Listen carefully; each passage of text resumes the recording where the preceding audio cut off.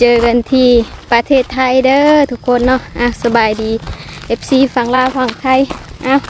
อันนี้สบายดีน้องมวยไปเที่ยวฝั่งไทยนะบ่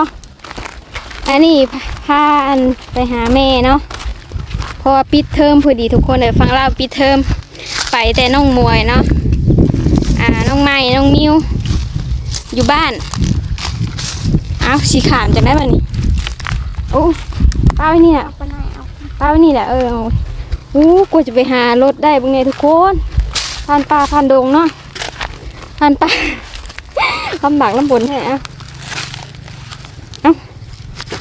ตอนนี้เขากำลังขามจับมั้ยทุกคนต้องรอดน้ำลวดน้ำจับโอ้ยไปวิทย์จีบผสมไปวิทย์ไหมจ๊ะตอนนี้ก็ขึ้นรถแล้วทุกคนนี่พาน้องมวยไปแล้วก็มาจอดเอาอันคนในบ้านเดียวกันเนาะไปคือกันนี่น้องมวยโอ้ยอาชิวาลูกวันนี้เอาไปโผล่ไปยังไงปล่อยขางทางไปยังไงน้องมวยดีนอนตอนนี้เขาก็ยังอยู่ในบ้านอยู่เนาะกำลังถ่าอีกคนหนึ่งเดี๋ยวก็ไปพ่อกันอยู่ฝั่งไทยคนไหนเนาะทุกคนเนาะทุกคนตอนนี้ก็อยู่บกส.มุกดาหารเนาะนี่สามสาวเนาะอันนี้รถออกประมาณ6 โมงเนาะทุกคนเนาะอันนี้เขากำลังนั่งรออยู่ยังบ่ทันออกครับหาก็กินข้าวมาเมื่อกี้นี่เนาะโล่งเลยตอนนี้หาก็4 โมงยังอีก2 ชั่วโมงป้าทุกคนยังอีก2 ชั่วโมงนั่งค่ะ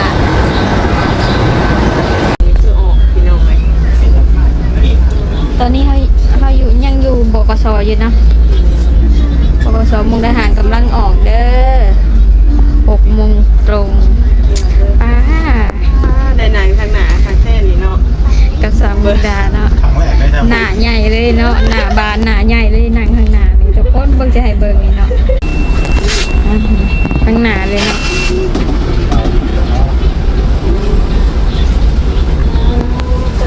ข้างแรกเลยพี่น้องเลยเป็นนางรถข้างหน้าเลย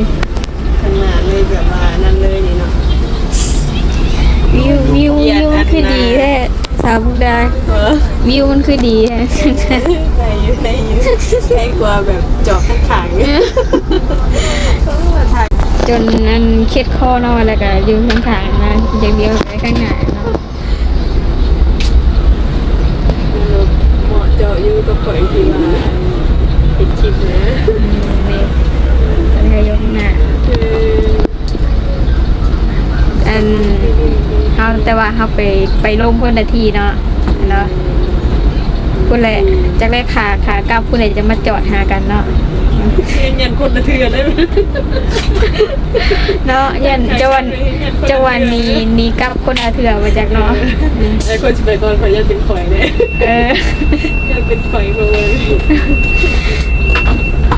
มึงเกี่ยวเข่าเลยเนาะเกี่ยวเข่าจะเคียนต้องเบิ่งสถานการณ์ตัวจริงเนาะว่าอะไรกันว่าบาง FC กับเขาจะกระถามมาลายอยู่ว่าไปแล้วจะกลับตอนใดอยู่จักปีนะมันก็ตอบยังตอบแบบว่าอะไรนะต้องเบิ่งก่อนเนาะเบิ่งตามสภาพอากาศเนาะเรียกตามงานเอาบอลอะไรนี่อันนี้ค่ะกำลังออกเด้อทุกคนกำลังออกจากมุกดาหารเป็นย้ายไปแล้วพ่อกันอยู่กทมกรุงเทพคุณเลยเนาะว่าจากใดก็ได้บางคนก็ไปบอกว่าเขาไปใช่ก่อนไปหาผัวสิได้อยู่ว่าวันนี้ค่ะโอ้ผัวดีหาอยู่ใส่ก็ได้เด้อพี่น้องฮันดีว่าสิผู้ปัญหาเป็นนะหาใส่ก็ได้เนาะแต่ว่าเขาแสวงหาผัวได้เนาะอยู่ใส่เขาก็หาได้เนาะอันดีหรือบ่ดีจักเนาะบ่จักดีชัวร์บ่จักแต่เขาว่าหาผัวนี่คือหาได้ง่ายอยู่พี่น้องหาได้ง่ายมากมาทางนี้เนาะดีบ่ เป็นคนมีศีลมีธรรม